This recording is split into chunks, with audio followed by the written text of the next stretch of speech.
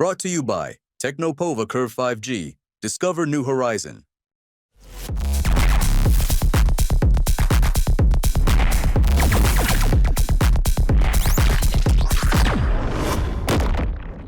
जय श्री राम। आजकल बकरी ईद की बहुत चर्चा हो रही है और इतनी चर्चा हो रही है कि पूछो नहीं।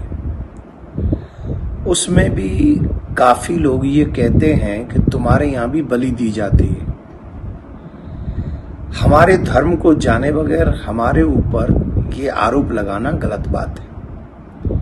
हमारे यहाँ जो बलि का विधान है ना, वो बहुत डिफरेंट टाइप का है। हमारे यहाँ भगवान को भाव का भूखा कहा गया है, भावग्राही जनार्दना। भगवान भाव के भूखे हैं। हमारे यहाँ नारियल की बलि चढ़ जाती है, हमारे यहाँ सीताफल की बलि चढ़ जाती है, हमारे यहाँ किसी भी वस्तु पे आकार बना के उसकी बलि चढ़ा दी जाए उसे भी बलि मान लिया जाता है। एक और बात हम बता दें, जो बात लोग कुछ करते हैं, चाहे वो पशुपतिनाथ मंदिर की करते हो, चाहे एक माता जी का मंदिर है वहां की बात करते हो, तो अगर मंदिरों में भी आप जाके देखेंगे तो वहां पर भी आपने देखा होगा, मैंने स्वयं ने देखा है, कामाक्षा देवी के मंदिर में, पशुपतिनाथ के मंदिर में आप जाके देखिए, वहां पर आपको जीवित बकरे मिलेंगे। और जीवित बकरे का मतलब है कि मैंने अगर कोई मन्नत सोची है बलि दूंगा तो मैंने बकरा लिया और वहां छोड़ दिया, मैंने उसे काटा नहीं।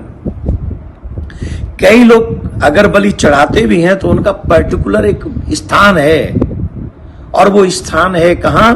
मंदिर में। घरों में नहीं जीव हत्या होती है। पहली बात तो भगवान को जीव हत्या चाहिए ही नहीं, किसी जीव की हत्या नहीं चाहिए, बलि नहीं चाहिए उसे।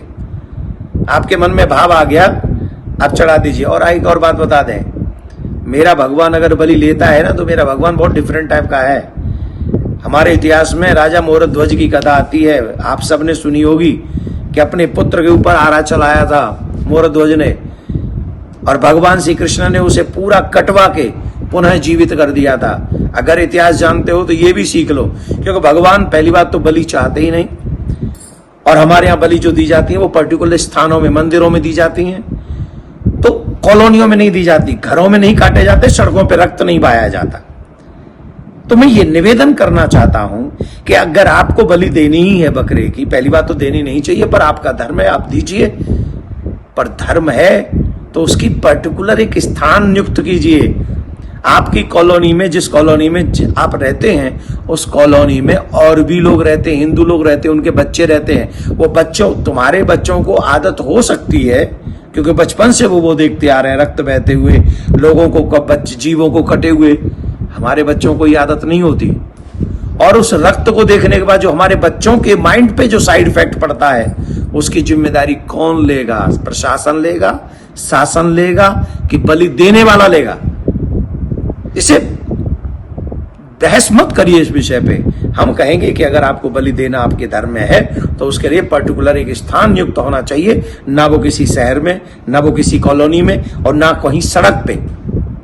किसी जीव की हत्या नहीं करनी चाहिए, बलि नहीं करनी चाहिए, ऐसा मेरा मानना है। और शायद ऐसा उन सब का मानना होगा जो एनिमल से भी प्रेम करते हैं। जय श्री राम।